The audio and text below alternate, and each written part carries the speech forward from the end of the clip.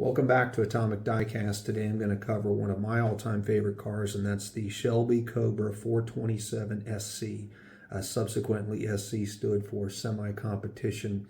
This differentiated it from the full race version also offered by Shelby in the 1960s. Now, I got into these cars. I saw a movie when I was a kid called The Gumball Rally, and it was a movie about the Cannonball Run, which was an East Coast to West Coast, see who could get there fastest race, and they had a Cobra in it, a real one, and it was really, I was taken by it. Now, whenever you hear about these cars, you do see the acronym AC come up a lot, and that's because Shelby used AC cars bodies, which were imported from England. At first, Carroll fit these with 289 Ford V8s, changing the steering box to accommodate the larger V8. He added a stronger rear end.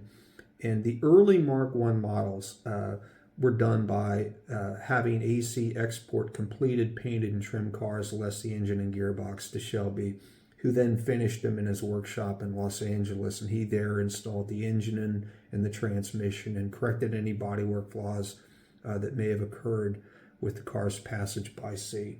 It should be noted that the first 75 Cobras were fit with 260 cubic inch motors. The remaining Mark I models got the 289 Ford. There was a transition prototype he did with a 390 FE engine. To my knowledge, only one of those was ever produced. As blistering fast as these were, Carroll upped the ante with his 427 SC model.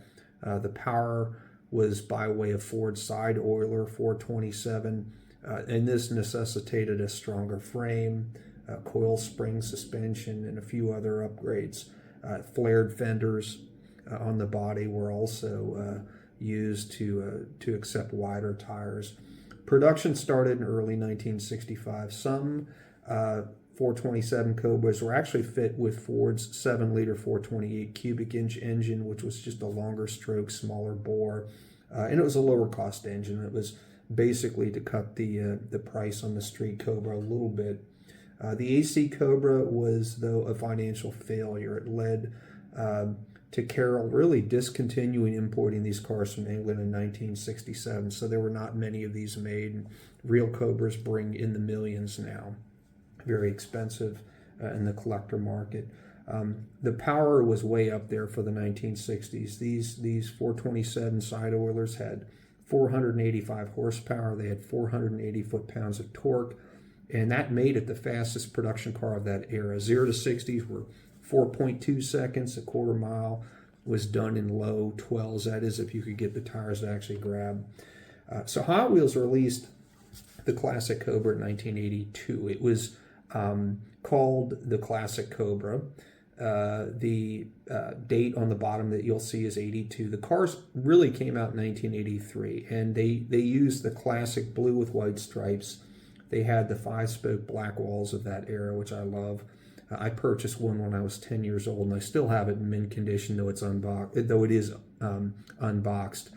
Hot Wheels also offered a Real Riders Cobra that same year. I never got one. One neat aspect of the first casting was the hood would open, so you could flip it open and you could see the engine in there. And it wasn't highly detailed, but it was still a neat feature. Hot Wheels did so many Cobras over the years, I couldn't even begin to cover them all. The one you see here is from 2024, and it is the retooled version. Basically, they made the body in 2019 one piece. It doesn't open.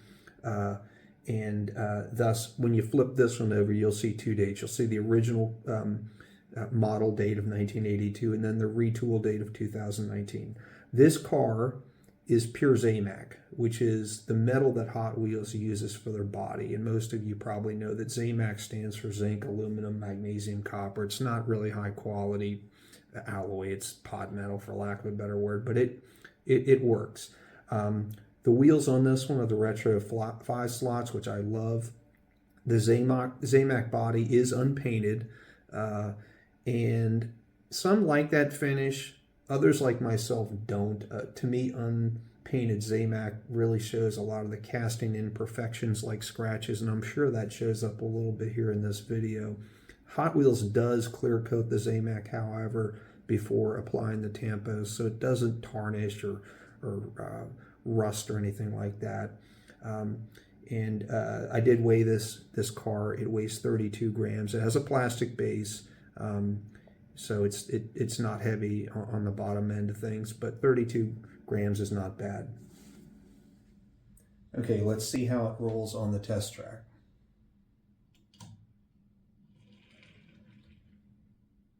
All right, not bad. I went to 3.5.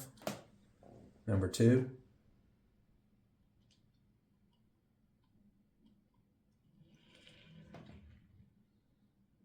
Three and a half again.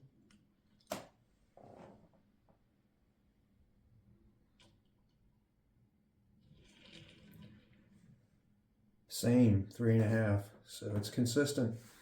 Thanks for watching, and be sure to like and subscribe.